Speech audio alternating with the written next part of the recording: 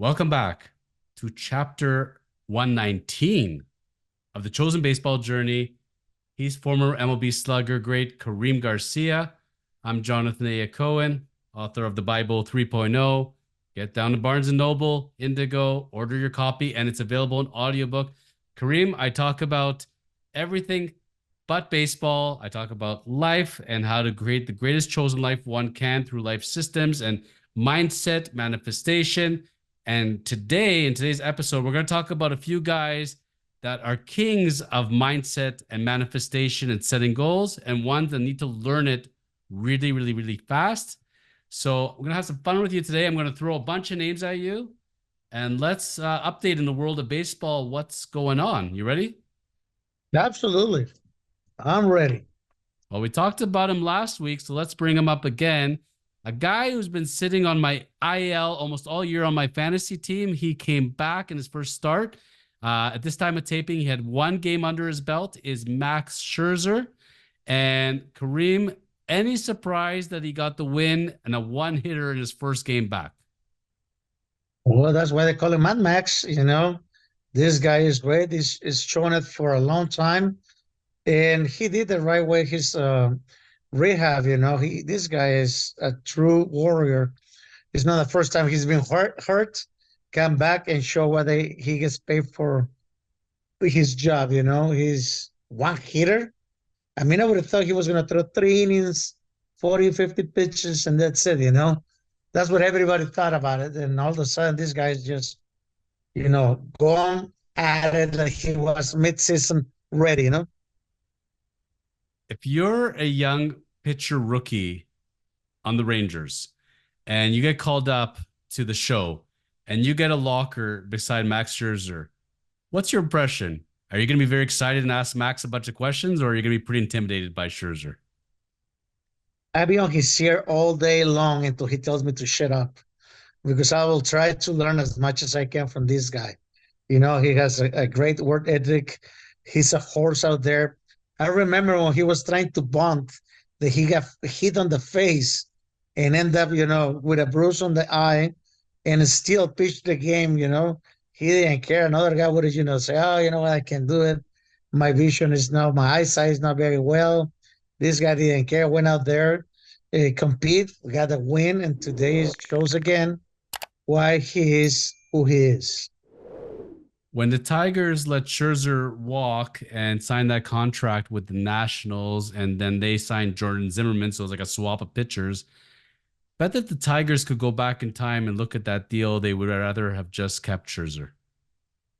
Oh, absolutely. I mean, they could have won at least 15, 18 more games on their division, probably compete to be in the playoff, maybe in the playoff for winning World Series.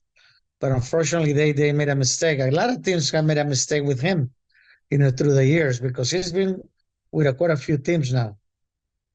My point exactly. You're reading my mind. So Max Scherzer was not drafted originally by them. He bounced around a little bit. Pretty interesting for a guy who's going to be going to the Hall of Fame that some teams gave him up pretty easily. And would you have any guesses why? Why? I I wouldn't know to tell me. So I Well, can. well, well, I'll riddle you this. Guy has a little bit of a reputation of a strong personality. You know, Okay. intense guy. Maybe rubs people a little bit the wrong way. Sounds like any other pitcher we've been talking about the last couple of weeks. Well, quite a few.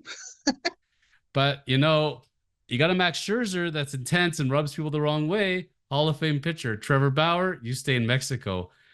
Pretty interesting that way if you think about, because Bauer, you know what, personality wise, as far as the intensity goes, I know he had the immaturity part of it, but people also again, I'm very fixated on his X videos, but the man knows a crap load about pitching. He knows all about the mechanics. He's pretty intense on that stuff. Probably when he has a conversation with other pitchers, they tend to have the disagreements. I believe him and Cole don't get along very well. And Scherzer, you know what, known that way, but here he is in his lighter years, and he's considered, an ace still. He's considered a guy who's a foundation, a real good teammate. And you know what? Good on Max Scherzer that he didn't get blacklisted by baseball based on his personality, and his mechanics and everything else allowed him to carry through. because I'm telling you, Scherzer to me is the first ballot Hall of Famer. Well, they definitely put up the number. He's been winning.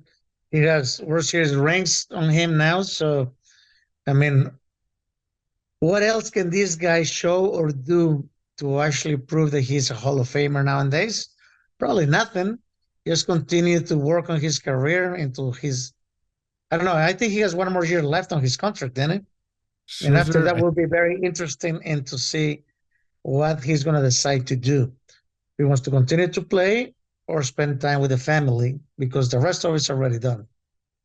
well, personally, I would love to see Max Scherzer the closer. I think Max Scherzer, I don't understand why at his age he would want to go pitch 6, 7, 8 innings. If Max Scherzer can go now 3 years and say, you know what, I'll pitch my 80 innings or so, get my 30, 35 saves, collect my $25 million paycheck, my $15 million paycheck. I think as far as taxing on the arm and everything else, I'm going to predict we're going to see Max Scherzer the closer before the career is done. The thing is, it has a certain mentality to be a closer, different preparation from the starter to a closer. And Mark Scherzer is like Roger Clemens to me when I saw him before every game. When Roger was pitching the game, you not even talk to him. He was just like a bull and just looking just to hit someone. He was getting prepared, ready, concentrate, and to be a closer, you cannot get the sight every single day. You will lose your mind. So, like I say, it's two different animals right there. One is the starter, is one every 5 days when you got to concentrate and have everything ready for that day. And the other one is be ready because you might be 3 or 4 days in a row. And to be at that type of level for concentration and be hyper and be, I don't know. I see it difficult, but I mean, some of the pitchers have done it before, like John Smalls, Eckersley, a couple other guys, but with success, who knows? You might be right.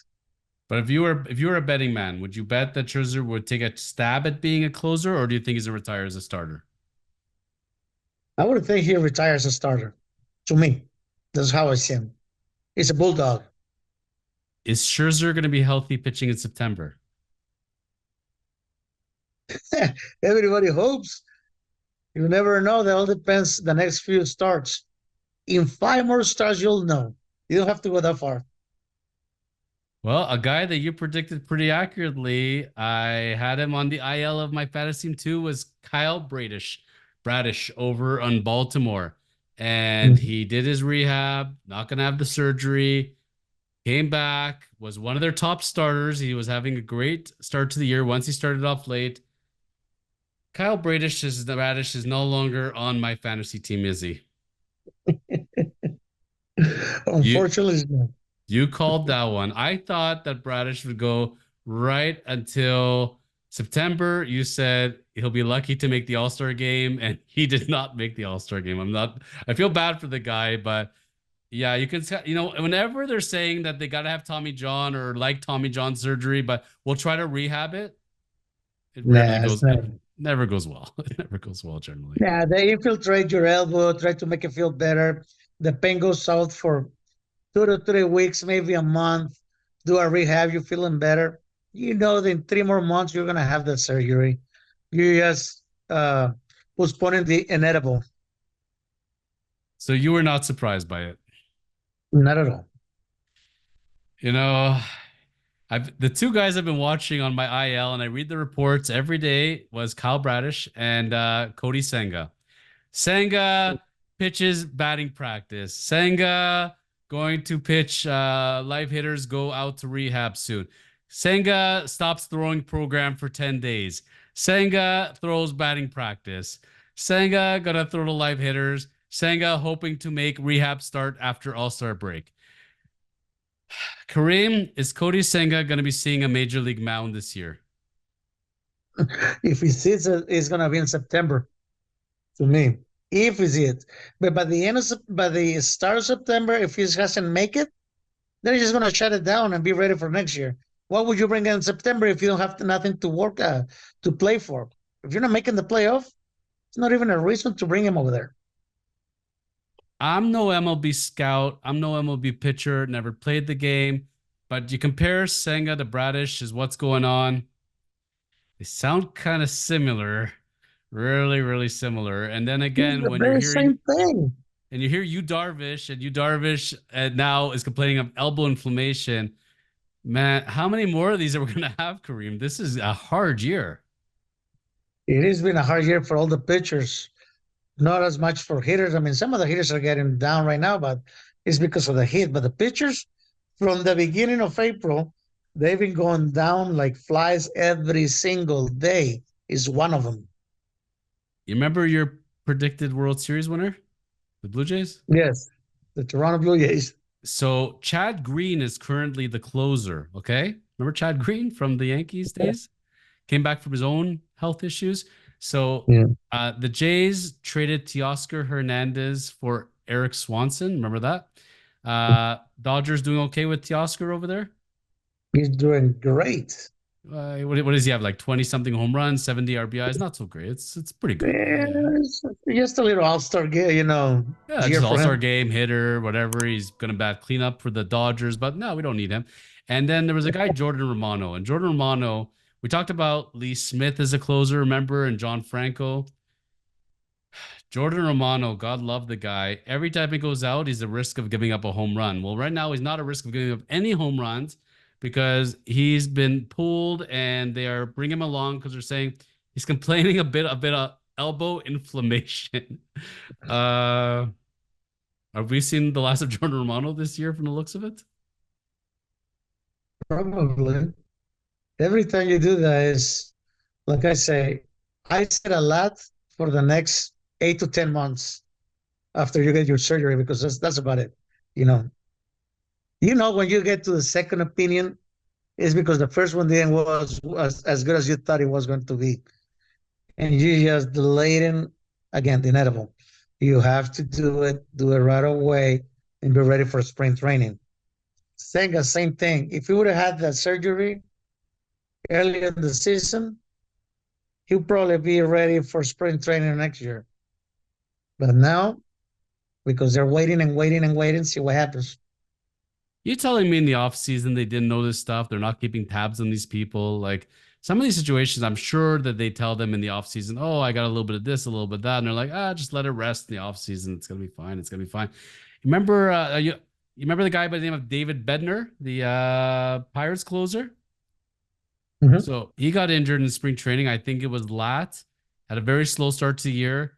He's had a very poor season, Kareem, giving up a lot of home runs, killing a lot of fantasy teams everywhere he goes.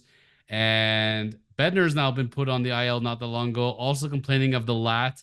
So if it ain't the elbow, it's the lat. Ask Tristan Cases. What is it about this lat area, as far as not just hitters, but pitchers?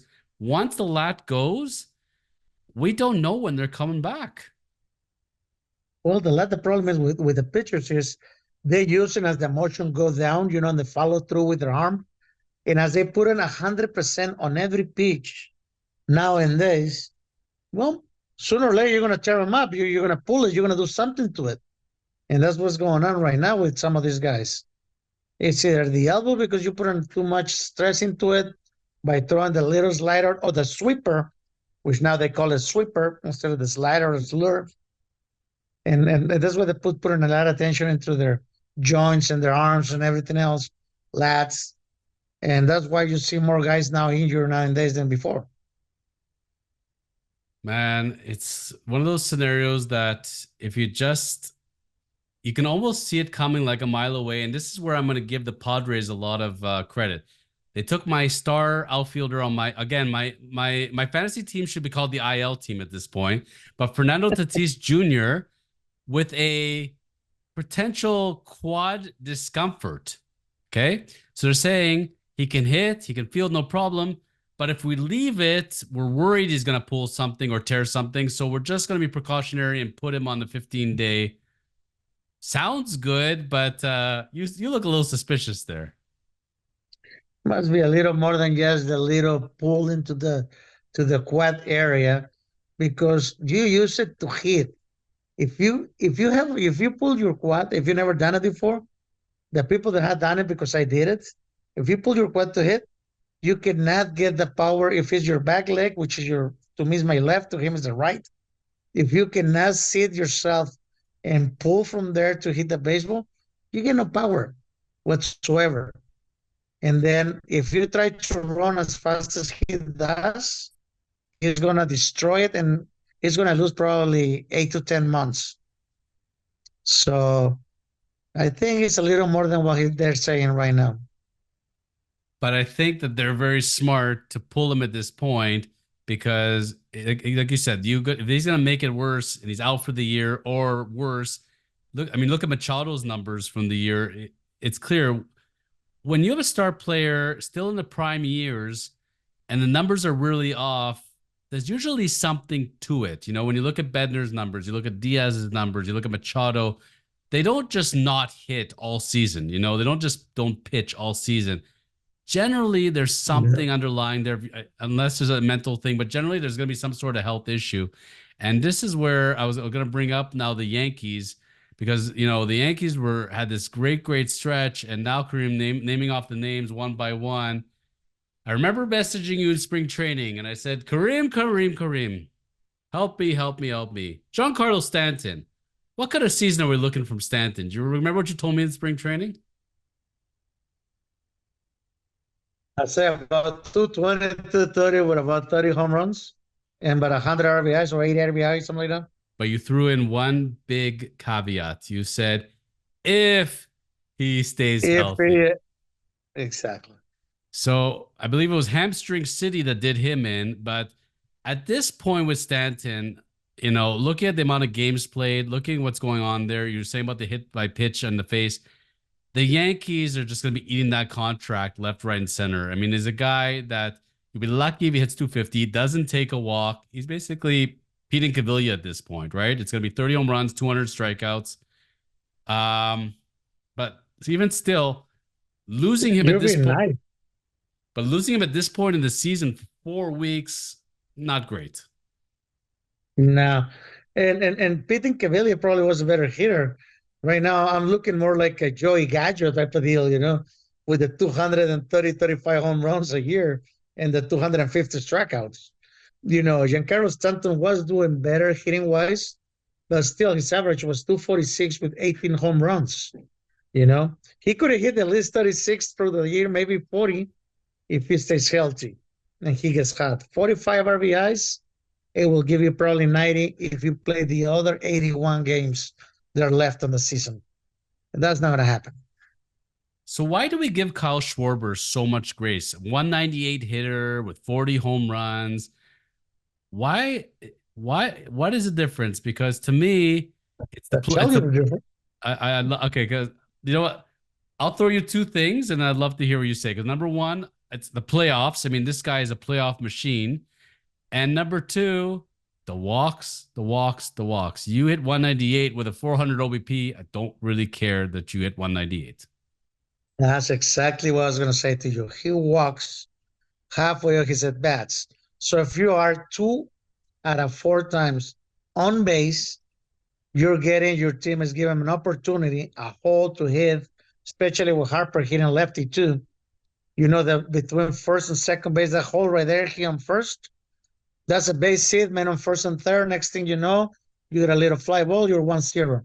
Or if you make a mistake, he hits a jack, and all of a sudden you're 1-0 on the first hitter. So he has too many uprights for him. Excuse me. I like Charbert, being a leadoff hitter. So why can't a hitting coach teach Giancarlo, don't call me Mike Stanton, just to take some walks? Why is he so resistant to take those walks, Kareem? Because he's so aggressive at the plate, Oh, we lost you there. Yeah, sorry. He's too aggressive. He always thinks he needs to hit every single pitch and hit it to the moon. Yeah, when he hits the ball, he hits it to the moon, of course. He hits it really far, 450, 460. But I mean, all of a sudden, he strikeouts another 200 times. And this guy is way too easy to pitch. If you throw middle away sliders, even fastballs on the corner, outside corner, you got him every single time. Pitchers, when he hits, is because the pitchers made a mistake. That's the only reason. I don't know if there's an uglier batting stance currently in the MLB than Giancarlo Stanton. The legs, the arms, it just looks like a mess. And I'm not a hitting coach of any kind, I can tell you. He ain't no Will Clark. He ain't no Andre Dawson. This is a guy I think he should just go and reinvent it completely. It ain't working, in my opinion. Yes, I mean he hits cross-fitted. His front foot is across, his back foot, which should be even or maybe a little bit open for him to get to the ball. But unfortunately, he does all kinds of stuff. He uses his upper body to swing all the time. He doesn't use as much his legs as he should have. If not, he would have hit the ball even farther than what he does right now. But again, they pay him $300 million with the Marlins. Now that the Yankees got to eat that contract and see what happens. And after that, I'll tell you right now, he will get hurt from his lower back. If it's not this year, by next year, he will be out, and he will be out for a long time, the way he swings. Well, I hope he's listening and I hope he takes that to advice. There's four other Yankees I want to touch upon in today's episode. Next guy is Anthony Rizzo. And again, a guy who's been killing a lot of fantasy teams and a guy I remember very fondly on the Chicago Cubs, but finally, went on the IL. But there's something, Kareem, there's guys between the ages of 30 and 35 that all of a sudden it's like they forget to play baseball. Like it just vanishes overnight. And what happens to an MLB hitter between 30 and 35 for some guys? Not everybody can be Ken Griffey Jr., obviously. Not everybody can play till the age of 40. But there's something about, they say the prime age is 27, right? But between 30 and 35, that decline, is it bat speed? Is it legs? Like, do they forget to hit? What's going on there? It depends. Everybody is different. Every player is different on their strengths and everything else. But between 27 and 33 is probably your best years to me. Some guys flourish at 27, some guys at 30, but until 33, you're at top of your game. You're a plus right there. After 33, you start going down a little bit. Your hands are not the same. You have to change the weight on your bat. You have to, take it a little more easy on things that you were doing before because your body won't recover as quick as it will or as it was doing it before. So you have to take a lot of things in consideration. And when you're 34, you're probably weighing 10 more pounds than when you were at 24. So all those little things, the extra weight, the extra things, they all hit you. And that's what happens. I was reading about the Padres, Xander Bogaerts, and he has the shoulder. Of course, I signed him on my fantasy team. He gets injured within 2 weeks. And now they're saying when he comes back, maybe August, that with the shoulder issues, he's going to have to change his batting grip to compensate for the weak shoulder. He ain't lasting long this year, is he? You have to change your batting grip. I don't know about that. You always hit one way. Now in the major leagues, you're going to change. Unless you're Cal Ripken Jr., it'll be difficult to do so. Another guy who's been having some difficulties in the past couple weeks is our buddy Alex Verdugo, a guy that we've been highly touting. Clean up for the Yankees, and he went into a monster slide in June. Kareem, why does Alex do this to us? He gets so hot and so cold, like these streaks, these streaks, these streaks. It must bug him more than it bugs anybody, right? Yeah, absolutely. I mean, the thing is, he needs to continue to do what he was doing. You have to continue to get your walks. You have to continue to go and hit the other way. Now, you're the cleanup hitter for the New York Yankees. All of a sudden, you try to be a pull hitter. And the first game that he went back to Boston, he hits a jack to the middle and then gets a couple more hits. He went 3 for 4 that day with a home run. After that, he's trying to show Boston, that's why you lose when you let me go. And all of a sudden he puts a lot of pressure on himself and goes 0 for 8, 0 for 9 for the last two games. I think he was trying to do way too much, and then he got in a slump because of that. And once you get into the slump and you've gone like one for your last 30, it becomes a cycle, doesn't it? You try to get four hits every single game and you keep going 0 for 0. So you know what sounds a lot like all season long almost until he's gotten a little hotter recently. But Randy Arozarena and Arozarena, we talked about this in an earlier chapter, but coming to spring training and saying, you know what? I'm going to stop doing what's been working for me all this time. I'm going to become an all around hitter. I'm going to now be able to hit to all fields. Not always the best thing for a hitter to change what's working, right? Not at all. If you're a pull hitter and hitting 300 in the major leagues, what would you change? Well, the pitchers are not going to change for you. You have to make adjustments to the pitchers, but you continue to do what it gets you to that level, and he change. So he's learning the process again. But he's getting there. And I think Alex will as well. I know Alex is going to be due for another hot streak. And you're right. That one game with Boston where he came and showed the fans and showed the team. He had a great game, but then I think he was looking to get grand slams every single game or whatever it was. And when you're a doubles hitter looking for home runs, sometimes it's not a bad idea. Just take those doubles and take those walks. Like if you have a guy that ends up finishing a season with over 100 walks, let's say 50 doubles and zero home runs, and you hit 290, it's not a bad year, is it? No, it's a great year. But I mean, you have to take the walks all the time. They always say the hitting coach always tell you, take the walks when they give it to you. It's the long season, and that will help your average towards the end of the year. But you and I have talked about that old saying from Cuba and the Dominican Republic when the prospects want to get found by Major League Scouts. You don't walk off the island, you hit off the island. Yeah, yeah. Of course. And it hasn't been just hitting that has been the issue. Like it's funny, Kareem. Everybody gets hot at once and everybody gets cold at once. And you look at the Yankees, and we talked about a couple of the hitters. Now going over to the pitching side, a couple of guys I just want to mention. But Gill, almost untouchable all year, all of a sudden goes and gives up 8 runs in less than 2 innings. And then you got Clay Holmes, who starts giving up runs every single game as the closer. Kareem, how do sometimes in teams every player tends to all of a sudden get cold together? Is that like a bonding thing, or does that just happen? It's an epidemic. Once one guy gets it, it's like a domino type of thing, and the other one gets it, and it goes through the bullpen, goes through the starters. But they will, as we're coming closer to the All-Star game, that's when they can get 2, 3 days off if you don't make the All-Star, to relax, to reinvent yourself, to spend time with your family, clear your head, and be ready for the second half of the season, which some of these guys will need it right now because of the pressure they are, because of the team that they play for, which are the Yankees. You have to perform every single day, or the fans will let you know exactly what you're doing.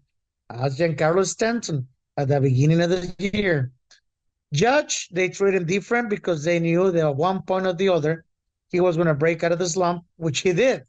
Now, Judge is getting 300, leading the league in RBI, home runs and RBIs, but he did turn it around after the horrible April that he had. Aaron Judge was my first round draft pick of my fantasy team. Don't worry. Good Good job. job. Good job, Judge. And from that pitching side, you look at Gill and what transpired there. You look at Holmes, he was their lockdown closer. I think it's something you can't replace all these guys, and you're not going to replace the manager at this point. I think they're going to go get reinforcements by the trade deadline.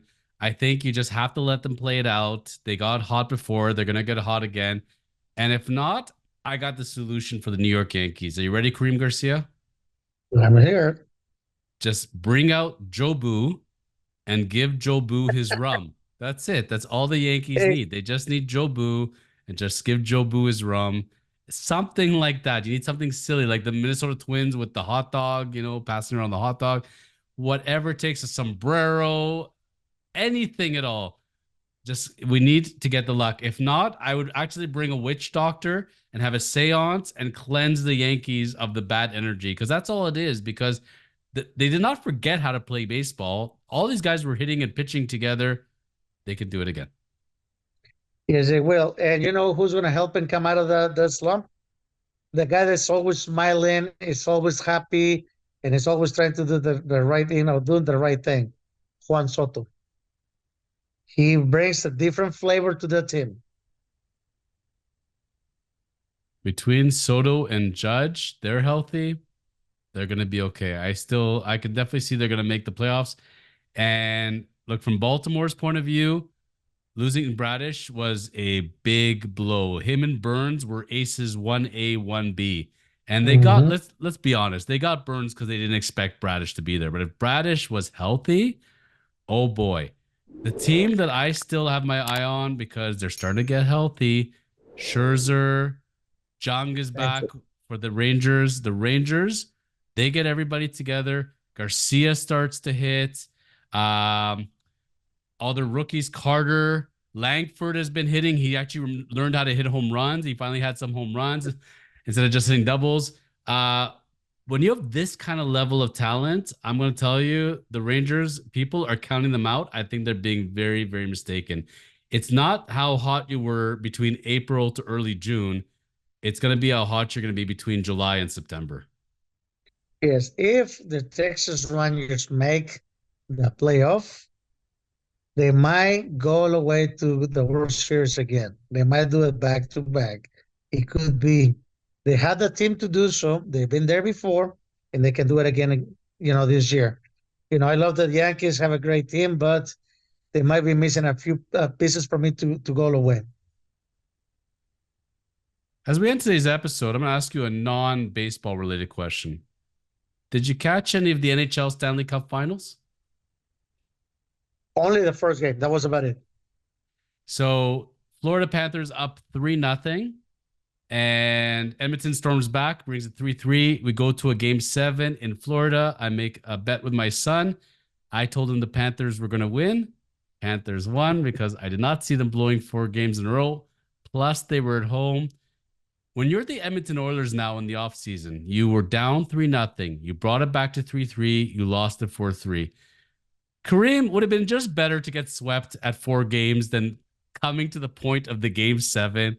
Or are they still happy? Like, how are the Oilers feeling this offseason coming so close yet so far? Oh, first of all, you're gonna feel disappointed because you lost. You lost the Stanley Cup. That's understandable. But they fought to the end for being 0-3 to go 3-3 and play the game 7, which is a dream for anyone. Anyone could have won the game. They did a great job. So they don't have to feel as bad as they would have been swept. If you get swept, basically it's like, you didn't show up for the finals. These guys did show up, they showed the heart that they had, and now all of a sudden, well, they have to prepare for next year. That's about it. So being Canada and all, and being in baseball season, and NFL, coming up to preseason at some point, the talk is still about hockey. And the one other item about the Stanley Cup, which people were really rubbed against, and I was curious about your take. So the non-winning team player won the Conn Smythe Trophy. So the playoff MVP, the overall playoff MVP, Connor Yeah. McDavid, Edmonton Oilers. And when they announced the award before the Stanley Cup was awarded, Connor McDavid did not come out to skate out and accept the award. He stayed with his teammates in the dressing room. Uh, Two different sets of people come out. One say his team was dejected. People are crying. They're heartbroken. He's a good captain. He didn't abandon his team. He stayed with them. He didn't want to instigate the crowd and have people booing. He wanted them to go enjoy the Stanley Cup without him. So he just left it to be. Other people saying, not a professional, not a class act. He should have come out there and accept the award still. What's your take on that? Because I'm really torn on this one. I want to say that I wish that he had come out, but the other thing was, never mind just leaving your teammates alone and everything else for like a few seconds. But I think in a way, Florida wins the Stanley Cup in Florida. Stanley Cup's about to come out and they're all going to celebrate it. if he comes out as the opposing player, wins the Conn Smythe, there's a very good chance he's going to get booed out of that arena. Maybe it's not the best vibe for the team. And respect to the city, respect to the Stanley Cup. He didn't want to instigate anything. You know what? I'm kind of leaning towards. I kind of understand why he didn't come out for there. What's your take on that one? I understand what they're going through, with his teammates and everything else. They feel, upset and everything else. But at the end of the day, the award, it was for you because all the hard work and everything that you put up, as an individual, as a player, you should have come out and received the award. That's what I think. Also, he went scoreless for a couple of games there right near the end of the series, which double people said, when they needed him most, he couldn't even get one assist. It's a hard thing in team sports. It's a long, long playoffs. It's a long, long, grueling process. And to make it in any sport to a best of seven, to the seventh game, especially storming back from 3-0 and losing it by a 2-1 score, can never be easy in any sport. I know, for sure. And I would say from any other position, I don't know if there's more exposed position in the world of sports than hockey goalies. And that's one of the things in a hockey goalie, you're either the one to blame or you're the greatest victor. But in a 2-1 game, keeping your team into a Stanley Cup series, I'll give them both a lot of credit. Pretty exciting series. I don't know if we'll ever see in baseball. We've seen it in non-World Series, but a World Series. Imagine someone storming back from 3-0 to actually win it 4-3. Be pretty cool.